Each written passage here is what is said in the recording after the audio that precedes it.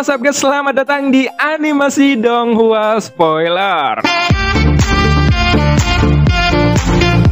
Oke, bagi teman-teman yang baru join atau baru bergabung, jangan lupa klik tombol like-nya dan tombol subscribe-nya ya. Jangan lupa. Oke, sebelum kita memulai video ini, kita jangan lupa untuk seruput kopinya, kencangkan sabuk pengaman. Mari kita mulai.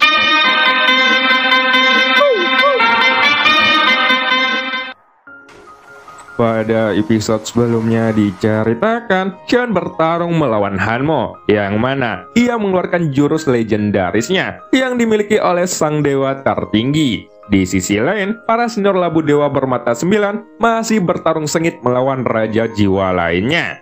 Namun, tak lama kemudian, Xion pun akhirnya berhasil dikalahkan, yang mana hal ini membuat sang raja Tianzang pun langsung menusuk tubuh Ming Yao.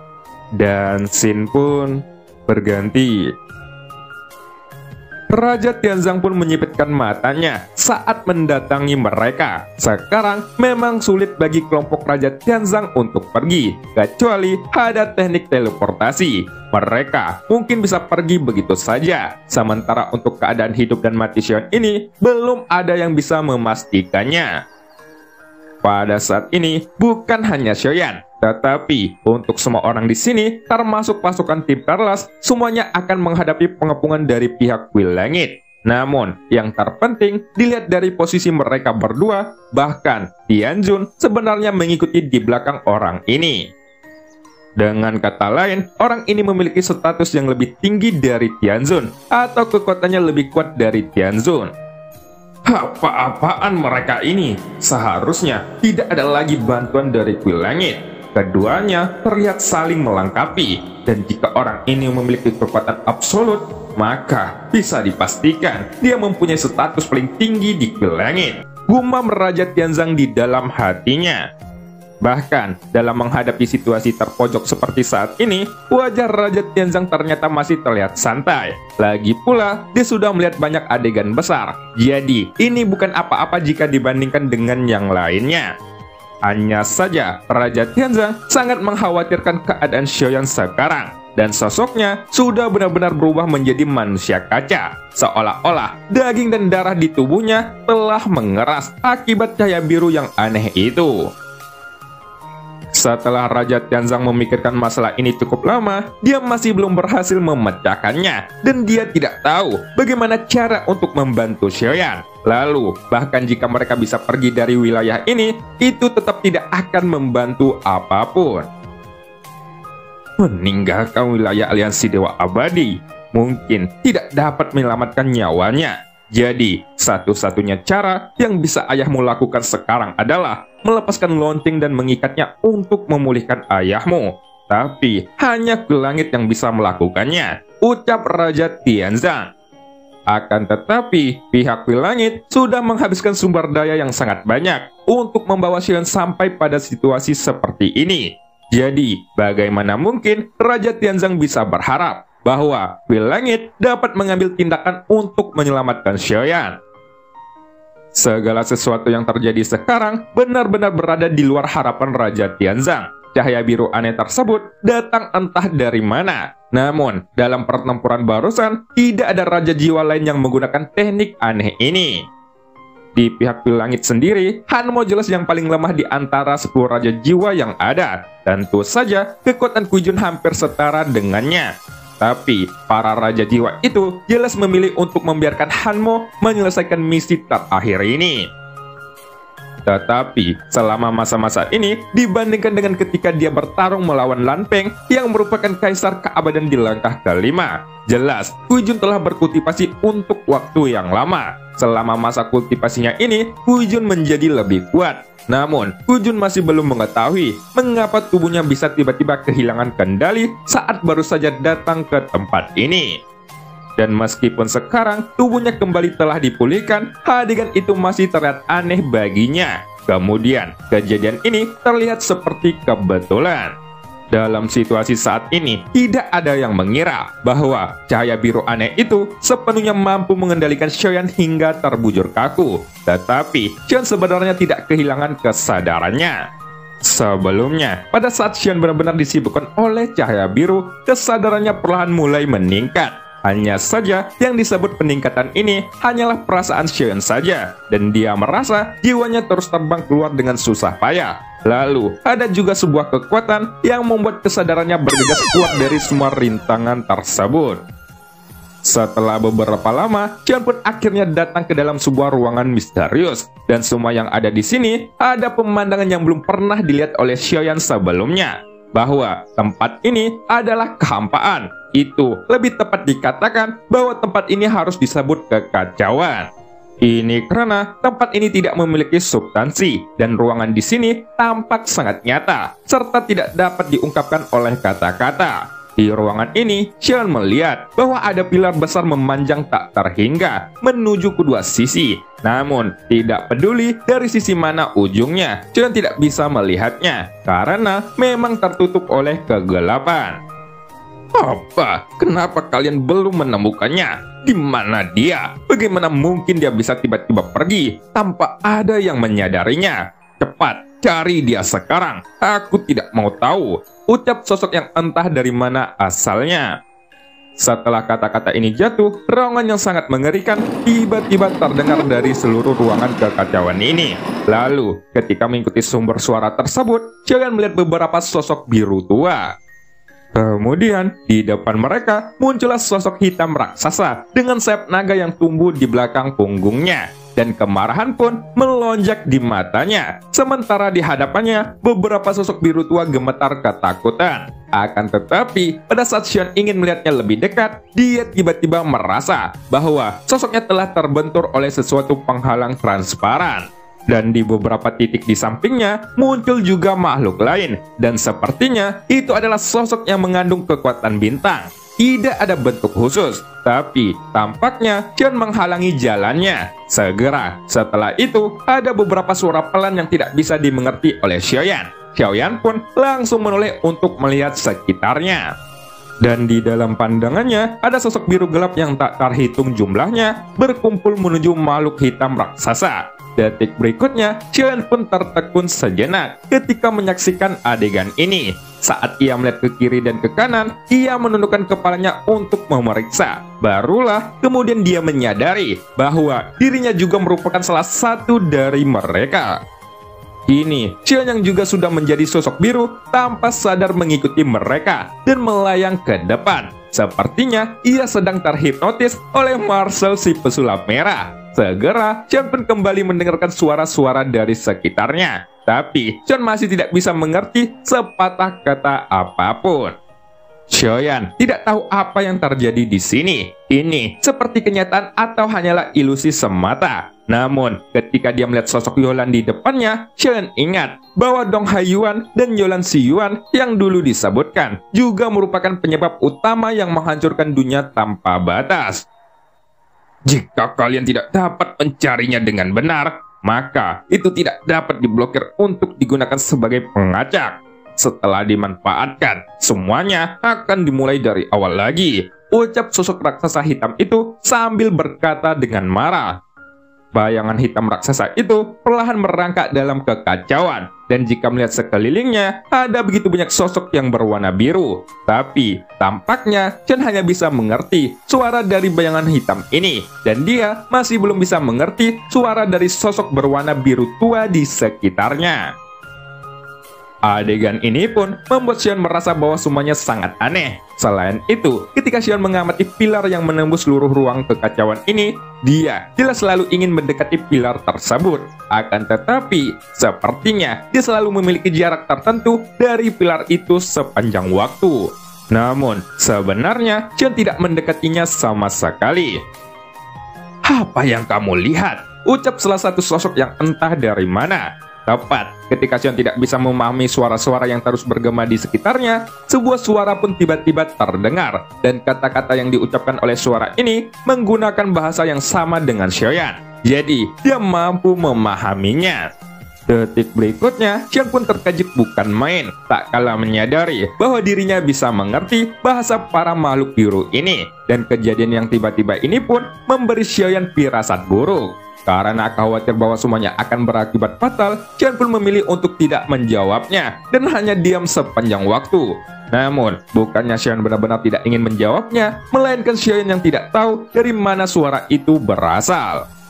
Siapa mereka dan apakah semua yang dia lihat di hadapannya itu adalah kenyataan? Setelah seluruh tubuh Xian diterpa oleh cahaya biru, sosoknya datang ke ruangan kekacauan ini. Xian sebenarnya tidak tahu harus berbuat apa. Jadi, diam adalah cara terbaik untuk menghadapinya. Terlebih lagi, karena Xian memiliki pengalaman menjadi Xiaopeng di aliansi Dewa Abadi, tindakan yang paling aman bagi Xian sendiri adalah menyembunyikan dirinya sendiri. Tidak hanya itu, Xian pun mulai mengamati sekeliling dengan seksama, dan ternyata dia yang paling menonjol dari yang lainnya. Xian pun segera meniru sosok lain yang ada di sekitarnya. Ia menundukkan kepalanya dan tidak melakukan gerakan yang terlalu berlebihan. Sedangkan untuk suara yang sedari tadi bergema, Xian tidak pernah merasa terganggu lagi. Saat ini, Xian mulai mendengarkannya dengan cermat, suara-suara di sekitarnya itu. Akan tetapi, dia menemukan bahwa mereka tampaknya sedang berkomunikasi dengan kata-kata yang tidak dapat dipahami oleh Xian. Namun, ada perbedaan di antara setiap ucapan mereka ini. Dengan kata lain, Xian mungkin bukan satu-satunya yang tidak mengerti, karena ada banyak bahasa yang berbeda, dan setiap ucapan sosok itu sepertinya tidak sinkron. Bentuknya yang besar telah tercipta sejak lama, dan semakin banyak dunia yang kehilangan pohon dunia, tapi tidak ada dunia baru yang lahir, karena ketidakseimbangan sumber daya, ucap bayangan hitam raksasa itu. Jika kita tidak dapat menemukan perubahan secara signifikan, kita semuanya akan binasa, ucap bayangan hitam itu kembali. Tampaknya, meskipun Xian bisa mengerti apa yang dia katakan, dia tetap tidak bisa mengerti arti dari kata-katanya. Apa maksud dari sumber daya yang tidak seimbang, dan di mana tempat pohon dunianya tumbang? Aku benar-benar bingung dengan itu. Lantas, apakah semua yang ada di sini adalah kenyataan? Gumam Xian di dalam hatinya. Xian pun menganalisis pohon dunia utama setelah mendengarkan kalimat ini. Dia tahu bahwa akar pohon dunia ada di dalam pagoda emas, dan dia sudah menggunakannya untuk melakukan perjalanan antar dunia. Tetapi, meskipun adegan di depannya ini terlalu aneh, instingnya memberitahukan Xian bahwa apa yang dilihatnya sekarang sama sekali bukanlah ilusi. Dengan munculnya adegan kacau ini, serta banyak sosok berwarna biru tua, termasuk dirinya, pasti semua ini memiliki hubungan dengan kuil langit. Tapi, seiring berjalannya waktu, Xian pun mulai memikirkan bagaimana dirinya bisa datang ke sini. Apakah cahaya biru yang muncul di sekujur tubuhku itu sebenarnya berasal dari sosok biru tua yang ada di depan? Jika benar, mengapa aku harus menjadi bagian dari mereka? Mungkinkah mereka adalah bala bantuan dari kuil langit yang selama ini menyembunyikan keberadaannya? Jika demikian, artinya apakah mereka adalah eksistensi yang ditakuti oleh sang dewa tertinggi? Gumam Xian di dalam hatinya. Ketika mendengarkan suara komunikasi yang rumit di sekitarnya, Xian masih belum bisa mengerti sepatah kata apapun dari mereka. Namun, pada saat ini, suara komunikasi lainnya yang bisa dipahami oleh Xian tiba-tiba terdengar dari arah sampingnya. Raja sudah marah lagi, tingkahnya memang seperti anak kecil, dan kali ini kita semuanya tidak tahu berapa banyak yang harus dia telan untuk menenangkan dirinya. Tetapi aku tidak mengerti apa yang sedang dicari oleh raja, ucap sosok biru itu dengan perlahan.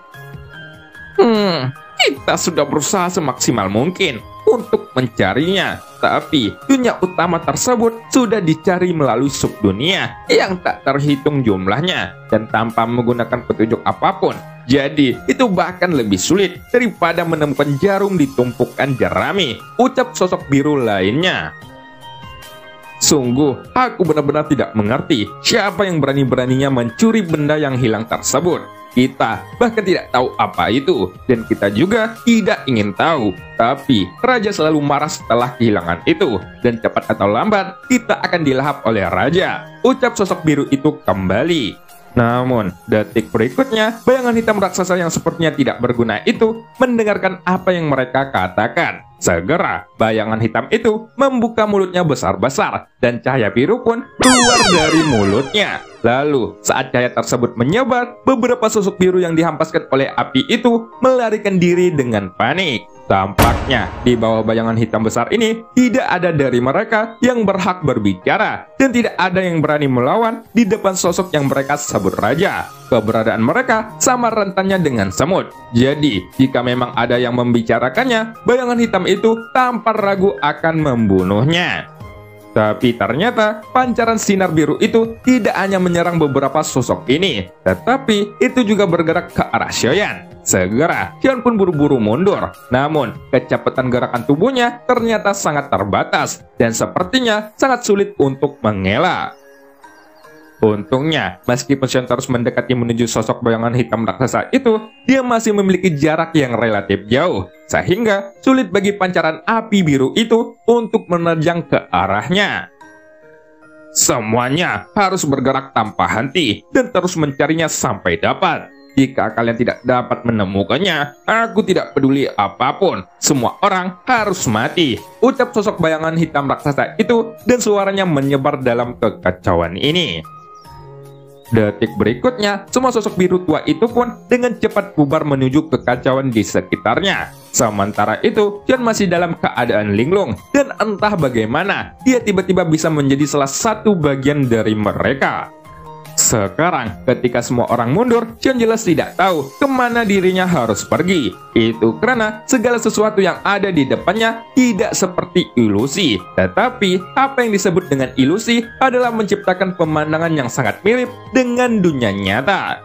Xiaoyan juga tidak bisa menyimpulkan apakah yang dilihat di depannya ini adalah ilusi. Tapi ada satu hal yang pasti, Xiaoyan mengetahui tempat dia muncul sekarang apakah itu nyata atau hanyalah belaka. Setidaknya tubuhnya sendiri sudah terinfeksi oleh cahaya biru dari kuil langit, dan situasinya pasti akan menjadi sangat buruk.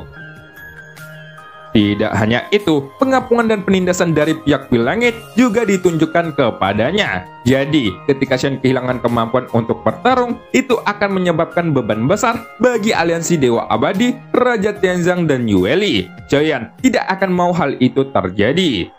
Maka dari itu, Xiaoyan harus menemukan cara untuk kembali tersadar. Tetapi, pada saat ini, dia sama sekali tidak dapat melihat tubuhnya sendiri, termasuk dengan beberapa tubuh sosok biru pada sosok ini. Xiaoyan sama sekali tidak bisa merasakan aura mereka, dan sepertinya hanya kesadaran yang ada di sini. Zanlao, bisakah kamu mendengarkanku? Aku membutuhkan bantuanmu sekarang. Jika suaraku bisa didengar, segeralah muncul dan lakukan tugasmu, ucap Xiaoyan. Tampaknya, setelah dirinya mencoba beberapa metode, bahkan jika semua ini adalah ilusi, ia tidak mampu melepaskannya. Dengan kekuatan pribadinya, Xiaoyan tentunya tidak bisa mungkin menghancurkannya sama sekali. Sepertinya tidak peduli seberapa kuat kekuatan jiwa yang dimiliki oleh Xiaoyan di sini, itu tidak akan berpengaruh. Oleh karena itu, pada saat Xiaoyan sedang memikirkannya, dia mencoba melihat apakah dia juga bisa mendapatkan tanggapan dari Zanlao. Karena jika Zanlao ini memberikan respon, maka Xiaoyan kembali mempunyai harapan untuk tersadar. Bahkan karena Xiaoyan berpikir bahwa situasinya saat ini tidak diketahui, mungkin pagoda emas dapat membantunya dengan cara menenggelamkan dirinya sendiri. Namun, Xiaoyan tidak ingin memanggil Zanlao secara terus-menerus, karena jika Zanlao benar-benar dapat membantu, setelah ia memanggilnya untuk pertama kali, Zanlao pasti akan melakukannya. Tetapi, hingga sekarang, Zanlao belum memberikan tanda-tanda pergerakan. Hal ini pun menunjukkan bahwa Zanlao tidak dapat membantu mengurangi masalah Xiaoyan saat ini. Harapan Xiaoyan bisa kembali pun harus sirna kembali. Sementara itu, ketika melihat semakin sedikitnya sosok biru tua di sekitar ruang kekacauan ini, Xiaoyan akhirnya bisa melihat dengan jelas, dan dia terkejut bahwa ternyata mereka bukanlah manusia. Tubuh mereka terlihat transparan, tanpa daging dan darah, namun ukuran tubuh mereka hampir sama dengan manusia. Setelah beberapa saat, sosok biru tua itu pun dengan cepat menghilang dalam ruang kekacauan. Sampai pada akhirnya, lambat laun hanya Xiaoyan yang tersisa, dan dia menjadi satu-satunya yang tampak belum pernah tinggal di sini. Tapi, bukan karena Xiaoyan yang tidak ingin pergi, tetapi karena Xiaoyan tidak tahu bagaimana caranya untuk pergi, atau cara untuk mengetahui maksud dari kata-kata sosok bayangan hitam raksasa itu. Xiaoyan tidak tahu apakah tindakannya saat ini adalah benar, dan dia tidak tahu bagaimana harus pergi meninggalkan ruang kekacauan ini. Di sisi lain, dia juga masih belum mendapatkan tanggapan dari Jianlao. Singkat cerita, ketika sudah benar-benar tidak ada lagi makhluk biru tua di sekitarnya, Xion pun perlahan mengerutkan keningnya. Dan ternyata, dia malah merasa lebih berani untuk bertindak. Kemudian, karena Xion tidak tahu kemana harus pergi, maka lebih baik melihat-lihat keadaan di ruangan ini. Namun sebenarnya, di daerah sekitarnya, dalam kekacauan ini, tidak ada tempat bagi Xion untuk mencari hal-hal aneh. Hanya ada pilar yang tampaknya tak terbatas yang dapat dilihat dari ujung. Dan Xion pun memutuskan untuk beranjak pergi menuju pilar tersebut. Lalu, tepat ketika sosok Xion melayang menuju pilar, itu adalah arah di mana bayangan hitam raksasa berada. Di belakangnya, makhluk biru tua yang sebelumnya telah menghilang, tiba-tiba menunjukkan setengah dari sosok mereka. Dan hal ini jelas membuat Xion terkejut bukan main. Semua sosok itu pun menoleh ke arah Xiaoyan, seolah-olah merasa bahwa penampilan Xion ini sangat aneh dan berbeda dari yang lainnya. Pada saat yang sama, mata dingin dari bayangan hitam raksasa itu pun sedang menatap dirinya. Xiaoyan saat ini secara alami merasakan tatapan dari bayangan hitam raksasa itu, dan sosok itu memang selalu memandangi Xiaoyan. Tetapi Xion tidak melakukan pergerakan. Xiaoyan pun tertekun sejenak. Ketika dia melihat beberapa gerakan, dirinya terus melayang ke depan. Di sisi lain, ketika Xion terus bergerak maju, dia hanya tidak peduli dengan tatapan dari bayangan hitam besar itu. Untuk Xion sendiri, karena dia tidak bisa keluar, tidak peduli apakah tempat ini nyata atau ilusi. Mulai sekarang, dia akan menganggapnya sebagai ilusi. Jika itu benar-benar ilusi, maka Xion harus mencari tahu apa yang ada di sini, dan mungkin dirinya bisa mematahkan ilusi tersebut, lalu keluar dengan tenang. Tapi setelah sekian lama melayang, Xion merasa bahwa dirinya sama sekali tidak mendekat, dan mungkin pilar tersebut juga bergerak menjauhi dirinya. Sementara itu, Xion sebenarnya terlihat sudah sangat dekat dengan pilar tersebut. Akan tetapi, tampaknya dia dipisahkan oleh jarak yang sangat jauh. Lalu, jika benar bahwa dirinya dipisahkan oleh jarak yang begitu jauh, maka ini adalah terbukti bahwa Xion tidak mungkin untuk menggapainya. Xiaoyan sendiri sebenarnya ingin melihat pilar tersebut lebih dekat, tapi tidak peduli bagaimana dia melayang ke depan. Dia selalu memiliki jarak tertentu dari pilar itu, seolah-olah pilar itu tidak bergerak, begitu pula dengan dirinya. Namun sekarang, Xion tiba-tiba merasakan sesuatu yang aneh di belakangnya. Jadi, dia langsung berbalik, dan pada saat Xion menoleh ke belakang, kegelapan di sekitarnya seperti tidak lagi kosong. Ada celah yang muncul di kegelapan itu, dan sebuah bintang pun muncul dari celah tersebut. Segera setelah itu, Xion pun terdiam sejenak. Lalu, dia malah terkejut dengan adegan yang ada di belakangnya ini. Ternyata, bukanlah bintang yang muncul dari celah tersebut. Akan tetapi, itu adalah kelopak mata dari si bayangan hitam raksasa. Ternyata, bintang besar ini adalah matanya. Adapun kegelapan yang menyusut, itu adalah pupil matanya. Pada waktu sebelumnya, ketika bayangan hitam raksasa itu muncul di belakang Xiaoyan dalam beberapa titik, Xiaoyan jelas tidak menyadari bahwa jaraknya itu sangatlah jauh. Tapi saat ini, Xiaoyan sama sekali tidak bisa melihat keseluruhan sosoknya. Apa yang ingin kamu lakukan di tempatku ini? Siapa kamu? Dan bagaimana kamu bisa datang ke sini? Bukankah hanya orang-orang tertentu yang dapat mencapai ruang kekacauan ini? Ucap bayangan hitam itu. Sementara untuk Xiaoyan, sosoknya sudah membeku karena dia belum pernah merasakan penindasan yang begitu kuat seperti ini. Tapi untungnya, sekarang seluruh tubuh Xiaoyan sudah berubah menjadi sosok cermin biru tanpa wajah. Jadi, Xiaoyan tidak bisa menunjukkan ekspresi apapun. Setelah diberikan berbagai pertanyaan, Xiaoyan ternyata tidak segera menjawabnya. Selama keheningan ini, di hadapan Xiaoyan, pupil bayangan hitam yang besar itu tiba-tiba bergerak ke atas. Dan segera muncullah dua baris bayangan hitam besar dengan gigi putih yang padat seperti puncak gunung. Dan tindakannya itu dilakukan untuk menelan Xiaoyan secara langsung. Tunggu bentar, ada apa denganmu? Kita baru saja bertemu, tapi kamu sudah ingin memakanku. Tenanglah dulu dan hentikan kebodohan itu, ucap Xiaoyan sambil berteriak keras. Dan dia tidak yakin apakah itu akan berguna, dan Xiaoyan hanya berpikir untuk mencobanya. Di sisi lain, ketika Xion sedang berhadapan dengan bayangan hitam raksasa itu, sosok bertubuh biru yang telah menghilang itu kembali muncul satu persatu yang entah dari mana. Meskipun mereka tidak memiliki ekspresi dan memang dapat menunjukkan emosi apapun, kemunculan tiba-tiba dari begitu banyak sosok ini jelas karena tindakan arogan Xiaoyan yang telah mengejutkan mereka. Dan cerita pun berakhir. Sampai jumpa di episode selanjutnya. Suster Ngesot sedang mencari ikan. Untuk episode hari ini, ceritanya sangat membagongkan.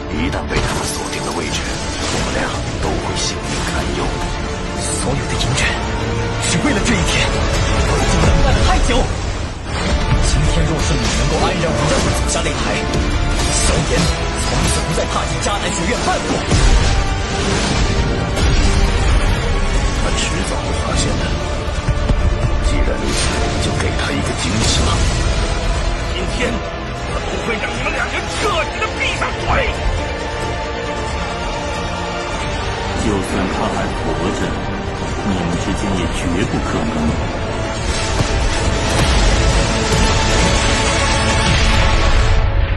加玛帝国云岚宗，萧炎回来了。